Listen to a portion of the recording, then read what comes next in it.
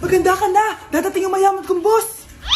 Sige po, Nay. Balimos po. Umalis ka nga dito. Baka makita ka pa ng boss ko. Sige na po. Pangkain ko lang po. Gutom na ako eh. Lumayas ka na. Ang dumi mo. Huwag ka nang babalik dito, ha.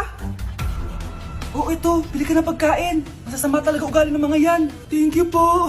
Pagpalain po sana kayo. Sige na. A few moments later. Boss, kamusta? Alam mo naman bakit nandito ako, di ba? Oo. Bibigyan mo ko ng pera. Tama. Dahil ang bait mong tao. Wow, Nay. Yayaman na tayo. 1,000,000 ang laman nito. Salamat. Ops. Hindi mo to deserve. Bakit naman? Ang bait ko kaya. Tumutulong kaya ako sa kapwa ko. Parang di naman, Nay. Nay, pumasok yung mabahong pulubi, oh.